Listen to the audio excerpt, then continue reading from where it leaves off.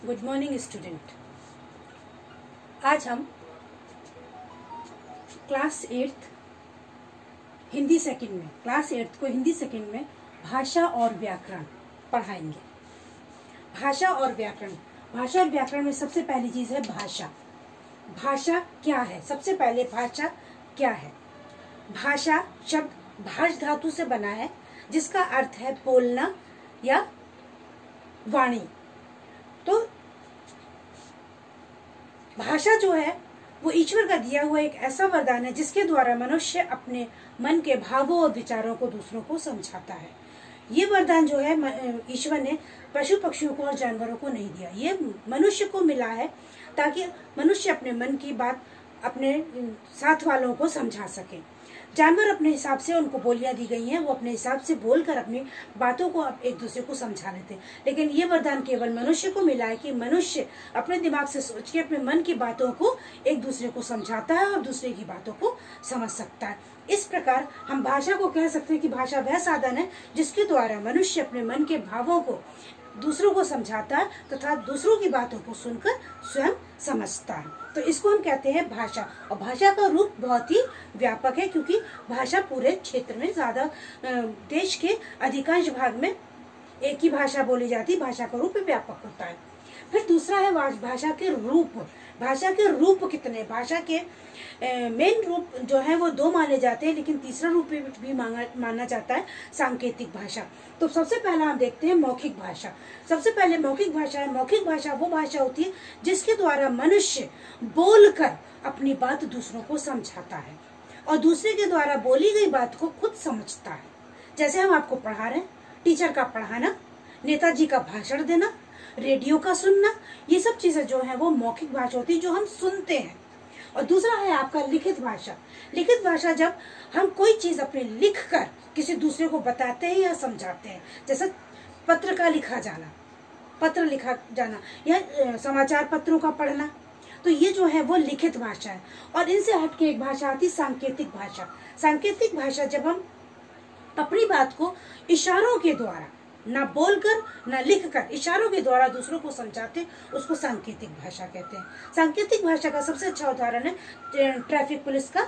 जो चौराहे पर ट्रैफिक पुलिस वाला खड़ा होता है, वो हाथ उठाता है, इशारा करता है और उसी के इशारे पर गाड़ियां चलती हैं और गाड़ियां रुकती हैं। उसके बाद आता है आपका ये अलग है, ये भाषा के केवल 3 रूप हैं। फिर आपकी आती है मातृभाषा। मातृभाषा वो भाषा होती है जो बच्चा अपने घर से सीखता है, अपनी माँ के द्वारा सीखता है, अपने परिवार के द्वारा सीखता है। जो वो अपने घर में सुनता है वो सीख जाता है। अगर माँ बंगला है, बंगाल की है और वो अपने घर में बंगला भाषा बोलेगी, बच्चा भी बंगला सीख जाएगा। अगर माँ इंडियन है, वो भारतीय है, हिंदी बोलेगी, हिंदी सीख जाएगा। तेलुगु बोलेगी, तेलुगु सीख जाएगा। मलयालम बोलेगी, मलयालम सीख जाएगा। तो वो होती है हमारी मातृभाषा जो अपने माँ बाप के द्वारा अपने परिवार से सीखते हैं। फिर दूसरी चीज है राष्ट्रभाषा। राष्ट्रभाषा देश के अधिकांश भागों में बोली जाती है।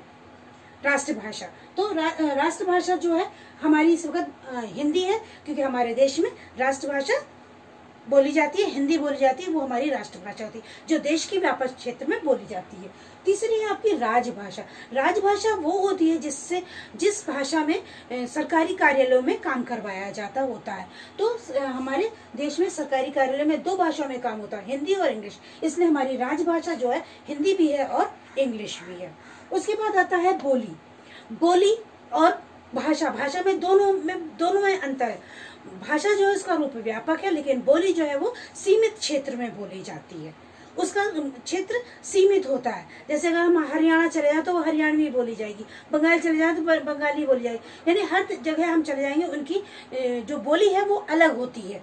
और लेकिन भाषा जो है वो हम एक सी बोलते हैं, जो हम एक दूसरे से मिलते हैं बोलते। भाषा का क्षेत्र व्यापक है और बोली जो है वो एक सीमित क्षेत्र में बोली जाती है। आप अपने हो रही के अगल बगल वाले क्षेत्रों में चले जाओ, हर जगह अलग अलग भाषा बोली जाती है। वो बोली होती है, वो भाषा नहीं होती है। दूसरा है लिपि। ध्वनियाँ जो लिखने के लिए जो हमें सांकेतिक चिन्ह दिए जाते हैं, जो हम ध्वनियाँ लिखते हैं तो जो हमें चिन्ह दिए जाते हैं वो हमारी होती है लिपि। वो हमारी लिपि लिखने का ढंग होता है। जैसे हम हिंदी लिखते हैं तो हिंदी हमारी किस भाषा में आती है? देवनागरी लिपि में आती है। तो हमारी लिपियाँ, हर भाषा की कोई ना कोई लिपि होती है लिखने की। जैसे अंग्रेजी हम लिखते हैं रोमन भाषा में, और पंजाबी लिखते हैं गुरुमुखी में। तो हर भाषा की एक लिपि होती है। उसके बाद आपकी मान्यता प्राप्त भाषा है।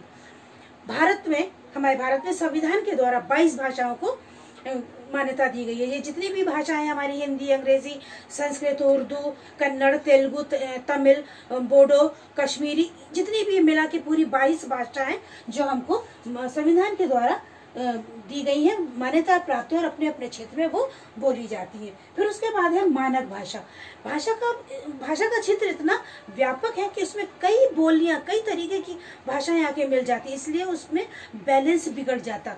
उसको बैलेंस बनाए रखने के लिए जो शिक्षित जन है, जो विद्वान जन है, उनके द्वारा मानी गई जो भाषाएं हैं, जो माने गए शब्द होते हैं, उनको रखा जाता है। यानी मानक भाषा विद्वानों द्वारा मानी गई। जो बहुत से शब्द होते हैं, जैसे कभी कभी हम लिखते हैं गर्दन, फिर लिखते हैं गर्दन ऊपर रा लगा के, तो ये भी माना हुआ। सरदी, सर्दी, दोनों शब्द मानक भाषा में माने गए हैं, लेकिन कभी कभी कुछ शब्द फर्क लिखे जाते हैं जो विद्वानों के द्वारा माने गए, उन्हें कहते हैं हम मानक भाषा।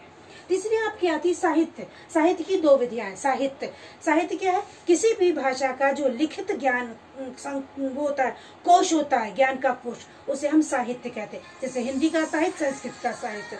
दूसरे इसके 2 विधाएं हैं। गद्य, इसमें अपनी बात कहने के साधारण रूप को, जैसे कोई भी बात किसी साधारण रूप में कही जा रही है, जैसे कहानी के रूप में कह रहे हैं हम, निबंध के रूप में कह रहे हैं, उपन्यास के रूप में, रेखा चित्र और किसी की जीवनी के रूप में एक साधारण सी हम किसी के बारे में बात कर रहे हैं, वो आता है गद्य में। लेकिन जब दूसरा भाग है, उसका दूसरा रूप है पद।